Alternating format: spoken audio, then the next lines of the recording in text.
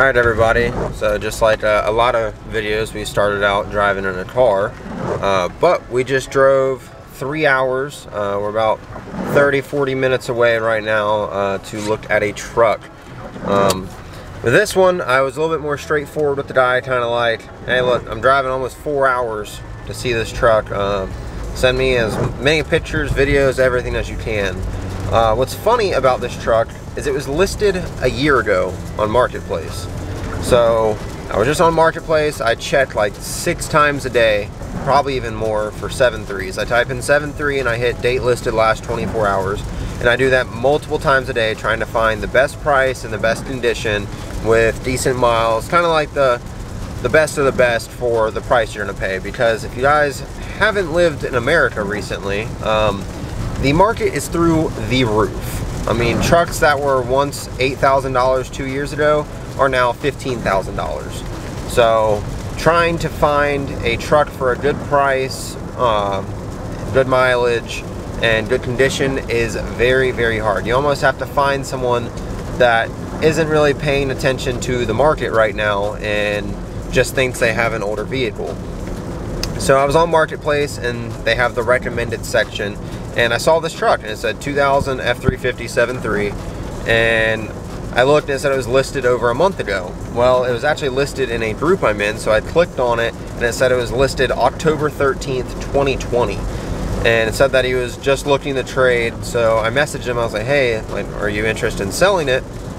And immediately he was like, yes, and gave me a price.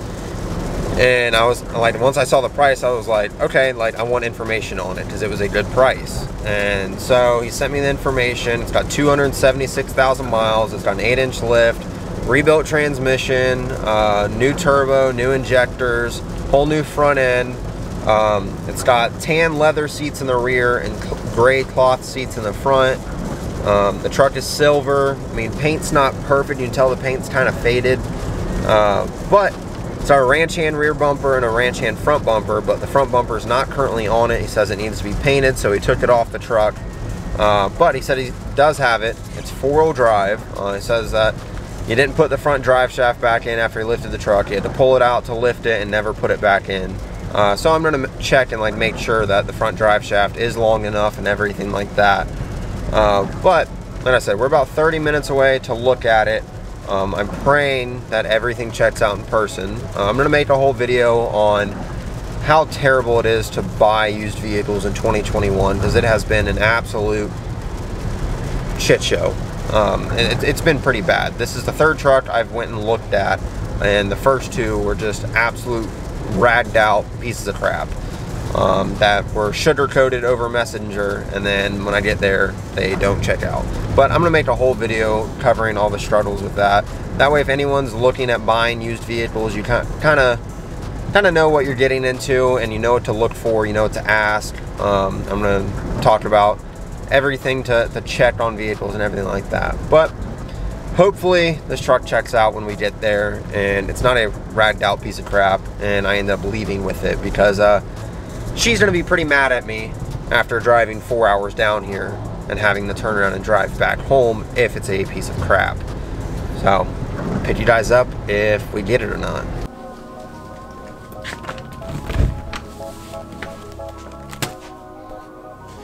Okay, so I obviously still have all the money. It's the next day. We're staying at my sister's second house right now. We drove from Valdosta, Georgia down to Newport Richey, Florida, which is about a 3-hour and 40-minute drive. And got down there. I was supposed to meet the guy at 5:30, and he ended up, I texted him at 5 o'clock, like letting him know, like, hey, I'm 30 minutes away. And he was like, I'm stuck in traffic on I-75. I'm probably not gonna be there for another hour and a half. So I was like, all right, we have to kill an hour. So we got down there and I had his address, so I rode past his house, just kind of see what his house looked like, get an idea of maybe if I saw the truck or anything. And I drive by and like, I don't see the truck. And not to be one to judge or anything, but this is just things you pay attention to when you're buying a used vehicle. But he lived in a very poorly maintained area. I don't mean poor as in financially poor, I mean poor as in it was not taken care of. His house was not taken care of. His yard was not taken care of. The road he lived on was not taken care of. The houses around him were not taken care of. It was just a not good area. I mean, trash all over the road. His grass and weeds and everything in his yard were like 6 foot tall. So you see something like that, and the first thing you think of is their yard's not taken care of, their house isn't taken care of, they're not going to take care of their vehicle. So that was an immediate red flag. So after I saw that, like, I got super worried. I'm like, crap, this truck probably has not been taken care of. But like, he sent me videos of it, and like, the body was in good shape, interior was decent shape, underneath the hood was decent shape. But like I said, you can't tell everything in a video. So I mean, truck might not be in good shape in person, but the truck wasn't in the yard. So I was like, this is weird. It's like, he told me like, I don't drive the truck anymore. I've got a Ford Ranger that I drive for work. It's better on gas. But like, then I couldn't see the truck in the yard. So I was like, okay, well, maybe it's back behind the house or something. So there was a grocery store right down the road from his house. It was actually, there was a main road that came down, and then a side road came off, and the grocery store is right here. So I would see where he came off on the main road. So I'm sitting here waiting, like 50 minutes had went by, and I was like, all right, I'm gonna start looking for like a Ford Ranger. And all of a sudden I'm sitting there, and I've got my girlfriend Michaela sitting next to me, and I was like, look, there's the truck. He's coming in the 7.3. I see the truck coming, and he turns and like hits it real hard and takes off, and I'm like, okay, well, he drove the truck today, which is automatically I don't like. I mean, yeah, it's good to see the truck is out running and driving and everything, but you told me you don't drive it because you have another vehicle that is better on gas, and now I see you in the truck driving it. But also because I'm going to be looking at this truck, it's now going to be hot anywhere I reach underneath the hood. I go to check oil or transmission fluid. They're both going to be hot. Getting underneath of it, everything's going to be hot. If I'm trying to check anything, it's all going to be hot. But also, with a very big thing with diesels is cold starts. If it doesn't start well cold, you might have glow plug issues or injector issues or something like that. And if this truck has already started, I don't know if it was started with ether or what. So I wasn't a fan of seeing that he drove it. But the only thing that I was kind of liking is that he told me he was an hour and a half away. So I mean, obviously he drove this truck a far distance, and it didn't let him down. So he gets to his house and messages me. He's like, I didn't pull out behind him and follow him. I just sat there and waited for him to message me and get to his house. And I go to looking over the truck, and I told him, I was like, look, I just saw you on the road with it.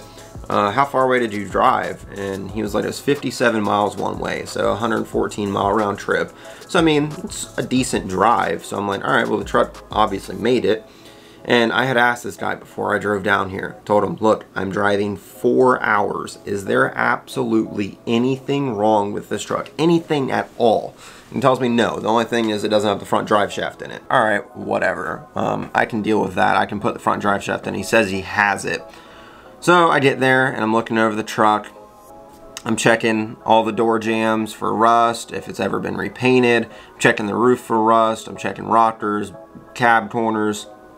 I popped the hood, I looked underneath the hood. I mean, there wasn't much I could check. I mean, I checked transmission fluid, it smelled good, it looked good, it wasn't burnt. Oil was super black and very thin. I did put some of it on my fingers. It was very hot because, I mean, he just drove it, so it's like over 200 degrees. But I did put some on my hand just to check and see the viscosity of it. And it was very thin, so I knew it probably hadn't been changed in a while. And I was looking underneath the hood. I mean, I couldn't tell much of anything, and I don't want to go dig in my hands and everything and get my hands burnt. Like I said, I checked all in the doors. I climbed underneath of it. It had a small leak, well, not kind of small leak coming from the dipstick, which is very common on 7.3s.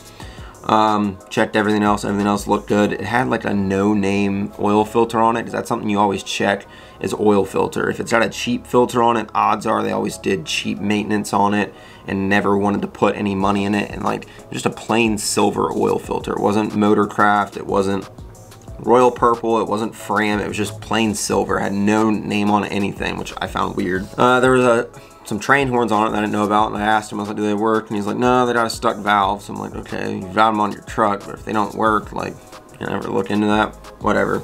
So we jump in the truck and trying to back out of his yard. Like I said, his yard was not maintained, so like, you can't see like if there's anything hidden in this grass or anything. So I'm like, hey, can I back over here? And he's like, yeah, it might be a little soft though, so you might get stuck.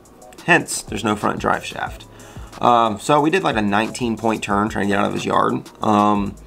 First thing I noticed was I backed up and I went to turn the wheel to turn the other way, and it like would not move like at all. I had to put it in drive and start going forward to get it to turn. So knew it needed a power steering pump. I had noticed the gearbox was covered in crud, so probably needed power steering pump and gearbox.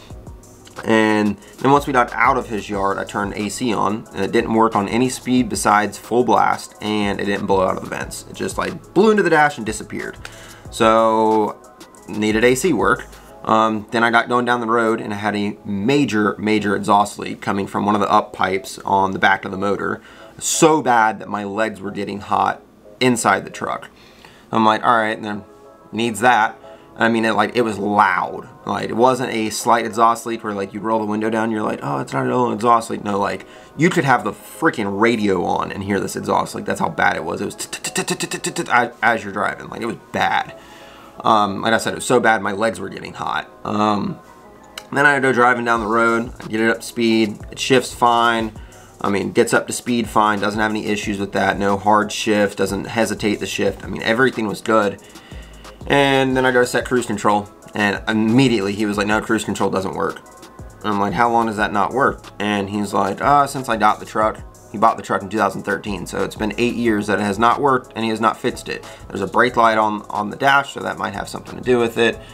And so I'm like, all right, that's kind of aggravating. I asked you if there's anything wrong with the truck. I mean, cruise control and this AC are two very obvious things. This exhaust leak is another obvious thing. So, I mean, I drove it like 2 miles down the road and turned around and came back, because, I mean, I was kind of like aggravated at that point. The truck smoked a whole lot. I mean, it had a tuner on it, but I mean, like, it smoked a lot.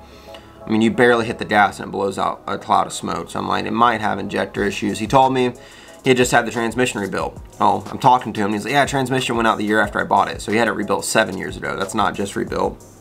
Told me the front end was just rebuilt. Told me while I was there that the front end was rebuilt while the transmission was getting rebuilt 7 years ago.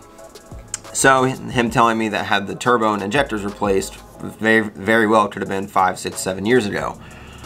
So we get back to the house, and I went over and talked with Michaela, my girlfriend, and was kind of like, look, it needs tires, it needs an alignment, it needs gearbox, power steering pump, steering linkage, it needs up pipes, it needs something for the cruise control, it needs something for the AC. Also, he had put an 8-inch lift on it and never put the pitman arm drop on. He still had the pitman arm drop in the back seat, so the steering angle had been like this the entire time instead of it being like this like it should. So it wandered really bad, had really bad bump steer on the road. So I'm like, this truck has not been maintained. It's had issues for years that he hasn't fixed. So I mean, if he hasn't fixed cruise control and hasn't fixed the AC in all these years, what else has went wrong with the truck that he hasn't maintained? And so I just went over and I was like, look, this truck is not in the condition you told me it was in. I was under the impression that there was nothing wrong with the truck, and there's in fact like $3,000-4,000 easily worth of stuff that needs to be done on this truck, and I don't feel comfortable buying it because I'm not gonna pay a lump sum of money for something that has issues. I mean, if it has like, if it needs a belt replaced, or if it needs, like the 96 I bought, it needed a high pressure AC line and possibly a AC compressor. I knew that, but I paid $9,000 for the truck, and I knew I could replace all that for under $1,000, so I would have less than 10 grand in the truck, and it was running, driving, shifting, didn't leak anything, cruise control worked, like, it was fine. This truck, cruise control didn't work, AC didn't work right, needed alignment, needed tires, and it had an 8-inch lift on it, so it needs bigger tires, which are a lot more expensive. Needed a gearbox, needed a power steering pump, needed up pipes, which up pipes are not an easy job to do. You gotta pull the turbo, and up pipe bolts are hard to get to and not easy. Needed the oil dipstick repaired, which is also not an easy job. They make kits for it, but to do it the right way is not easy, and you might have to end up dropping the oil pan. So it's kind of a big ordeal. And then, I mean, like anything else I find while I'm doing this stuff, I mean, I could go to pull the gearbox out and find that the water pump might need to be replaced, or I could pull power steering pump and gearbox and replace all that, and replace the steering linkage and see, oh, ball joints are replaced, or the U-joints and the axles need to be replaced, or whatever. Or I could go put the front drive shaft in and the transfer case might not work. all these different variables that go into this. When buying a used vehicle, you know, like, this might not work, this might not work, but that's why it's a 20-year-old vehicle. It's actually, that truck was 21 years old. It was a 2000. So I mean, 21 years old, it's gonna have wear and tear. But the problem with the market right now is people are asking so much for these trucks that have all this wear and tear. I got a lot of hate for selling my Chevy for the price I did, but that Chevy had everything replaced besides the transmission and motor internals. Every ball joint, every belt, every pulley, water pump, knock sensors, intake manifold gasket, exhaust manifold gaskets, headers, exhaust, locker in the rear bearings, axle seals, drive shaft, or the rear drive shaft, U-joints, carrier bearing, upper and lower control arms, inner and outer tie rods, rack and pinion. I mean, everything was replaced on my Chevy. So that truck's gonna be good for another 10 years. That's why I sold it for the price it was, because it wasn't just a typical 2004 with 180,000 miles. That truck had everything replaced. It wasn't gonna need anything replaced for a very long time. This truck, on the other hand, had obviously not been maintained properly and was not taken care of. So, also something I saw, he had listed the truck in January of 2020 and it had 275,000 miles. I'm here in September of 2021, almost 2 years later, and it has 276,000 miles. So in less than, just about 2 years, he's put less than 2,000 miles on it. That means the truck has sat, which means that I guarantee you the oil has not been changed in 2 years. And you're supposed to change your oil every, around 4,000 miles. They say 3 to 5, so we'll go in the middle of 4,000. Or every about 10 months. If the vehicle's sitting so you don't drive it a lot or whatever, you want to change it about every 10 months. Well, obviously this truck had not had an oil change in at least 2 years. And he had told me that, yeah, it sat for the last year and I had to pump all the diesel out of the tank.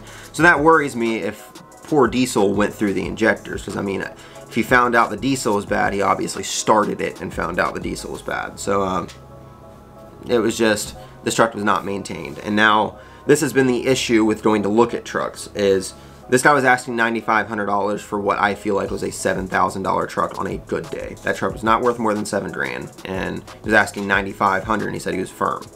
I went and looked at a truck about 2 weeks ago. He wanted $8 grand for it, and it needed driver front and rear doors, needed a bed, needed a tailgate, needed a passenger fender, had an insane oil leak, probably had to have oil pan gasket, valve cover gaskets, valley pan. I mean, probably needed every gasket replaced. It was a bad oil leak.